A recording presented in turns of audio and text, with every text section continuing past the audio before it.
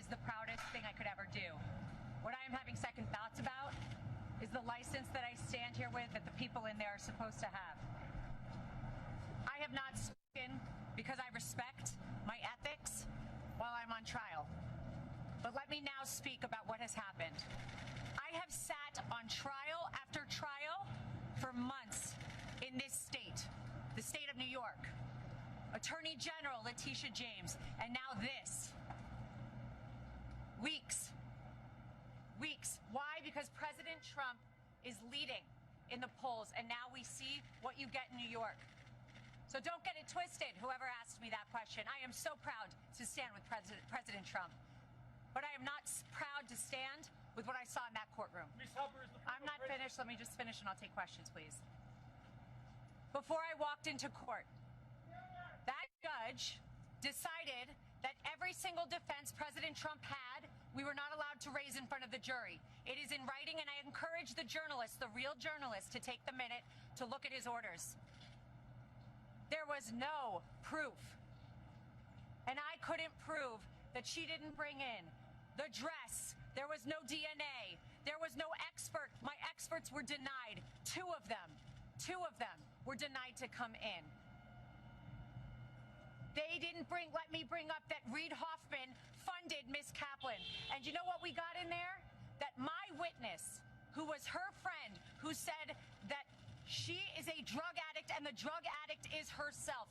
That friend, I found out in there, was paid for by Miss Kaplan's firm, and that is disgusting. That is a violation of everything I stand for, and that is why I stand with Trump.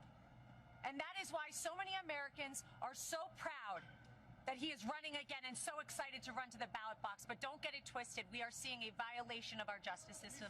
Ladies and gentlemen, you are not allowed to be stripped of every defense that you have.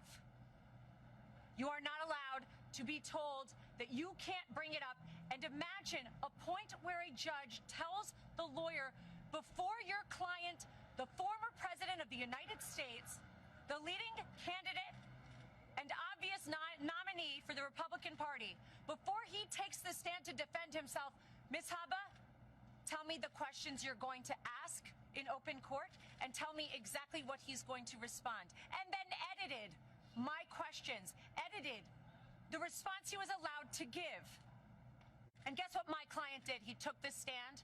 He abided by the rules of this corrupt system that I have seen. We will immediately appeal. We will set aside that ridiculous jury. And I just want to remind you all of one thing. I will continue with President Trump to fight for everybody's First Amendment right to speak. Everybody's a right to defend themselves when they are wrongfully accused, and to be able to say, I didn't do it.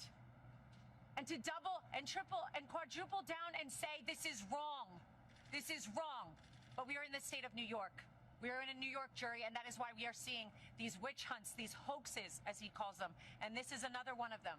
Be brought in New York, in states where they know they will get juries like this. It will not deter us. We're fighting, and I assure you, we didn't win today, but we will win. The record that was made in there, and the behavior I saw in there, some of which was reported widely today, gave us the most perfect record on appeal, and even if I needed it, which I don't, we were stripped of every defense, every single defense before we walked in there. And I am proud to stand with President Trump because he showed up, he stood up, he took the stand, and he faced this judge. And you know what? I'll continue to do so with him. Yes. Ms. Habba, is the former Of course, I've spoken with the president. Ms. Habba, is the former president scared now of the consequences of his actions? The former president does not live his life in fear, as you've seen every single day. The former president and probably future president will continue to fight for Americans. Thank you very much, everybody.